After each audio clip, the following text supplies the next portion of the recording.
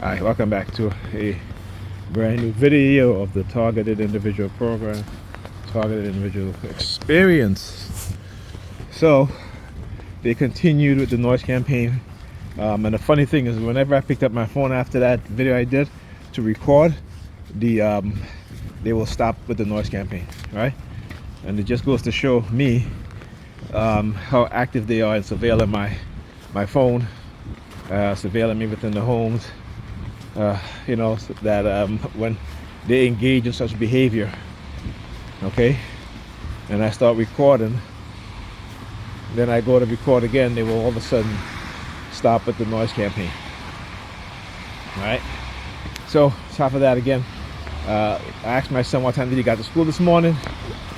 He got to school really late, missed his first period class again. I asked him what time did you go to bed. 1 o'clock. I'm like, why did you go to bed at 1 o'clock? Well, because mommy was twisting my hair, and and I keep telling her, stop doing that on a school night. Okay, stop doing it on a Sunday night and during the week. Okay, do it on a Friday or a Saturday. If you're gonna do it Sunday, do it early. But she never listens, and I told her tonight. I said, listen, I hope whoever you're talking to, they can give you some good advice. That's gonna benefit you, okay, and not benefit them. All right, because I said to her, you just won't listen to me, so. I said, hopefully whoever you're willing to listen to, or whoever you listen to, will give you good advice.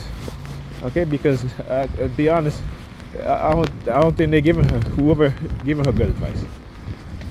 Like I said to her, I said, people are going to these, it's very odd how, whoever it is that she's talking to, she's like, well, I'm seeing someone, but you only see them once a month or twice a month. Come on now. Like, come on. You know what I'm saying?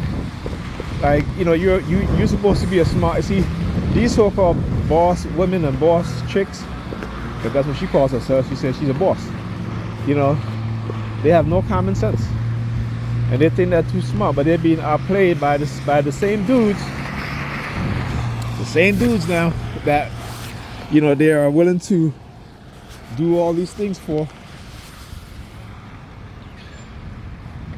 just because they want to be on the dude rotation. I mean, okay, so the dude got a house. Okay, how are you benefiting from that? Huh? How are you benefiting from that? Because you're the one that's paying all these dates, right? Or most of these dates. Okay, not him. You know what I'm saying? So, I'm just like, wow, man. Like the how men can use their fact and how they're going to fall for it while not getting anything in return except for blowing their backs out. You know what I'm saying? It's hilarious to me. And to think that you're going to be 50, almost 50, and you still have that childish mindset, that young 20-something-year-old mindset. Like, come on. You know what I'm saying? Come on. You're committed to somebody who's not even committed to you. Does it make sense? No. Like I said, they don't make sense. And they can never make it make sense. But it makes sense in their mind. Because they're dysfunctional. Let me take that back. Even in their mind, it doesn't make sense. They're all about the appearance and the bragging rights. Right? Oh, he has his own house, so this and that. Yeah, but he has it. That's the whole, it's interesting because, like I said to her, these dudes don't even take you seriously. They don't even claim you. Okay? They have not, except for one of her ex, did what I did. We sat you down and said, this is what I want. Going forward, this is what I want. And if you want the same thing, then that's fine. Like I said, whenever I'm talking to a woman I'm getting serious about, I set her down. I said, listen, this is what I want. You want the same thing? Okay. But they're so conditioned into, oh, you should read my mind. You should read my mind. Like, like for example, I give you an example. Like, whenever she wants me to stay over without asking me, she'll clean out her bed. Very early now, her bed there'll be no clothes, nothing on her bed. Bed made, new sheets, blanket, the whole thing. And I'm looking at it, I'm like, no, you've been through this too many times, you know. And I told her tonight, I said, I felt so bad for the kids that I was going to stay over. But the fact is that her bed is so junky right now. She got makeup on, she got on her bed, she got all this stuff all over her bed. And I'm just like, so I said to her, I said, even when there's times that I'm trying to, but I told her, I said, but I have to wait for you to be ready, and you don't be ready till 11, 12 o'clock at night. When I got to get up, I'm the one that gets up first. But you don't care about that. You don't care about that. So I was like, you know what, let me take myself home. Really, because it's ridiculous. But the kids, my son went to bed early because he's extremely tired, and put my daughter to bed at 8:30. So she's tired too. Yesterday she was so tired she fell asleep in the bathtub. And I'm like, I walked to, I was going to say goodnight to Pam, and I'm looking in the bathroom and I see like a little head. I'm like, is that the doll? I'm like, I go into the bathroom, it's our daughter. She's sleeping in the tub. It's thank goodness the tub wasn't filled up, because that's how tired she was. And when I tell Pam, I said, Pam, you need to get up and make sure that she's bathed and not fall asleep. What did Pam do? Lay in bed and went back to sleep. So I had to stay. To make sure that she bathed properly, that she's not sleeping in the bathtub. Okay? And it's like she has no concern. She has no concern. She doesn't give a damn. She doesn't give a shit. It's all about her and what she wants, and that's it. You know what I'm saying? And I told her tonight, I said, what you are doing to these kids, you're damaging them psychologically. You're damaging. I said, you need to put them as a priority. And I said, no, you always talk about, you work and this and that, and you put it before their head. I said, that's bullshit, Pamela, because you would do that whether you have kids or not, right? There's more. That's raising. That's not raising kids. That's maintaining kids.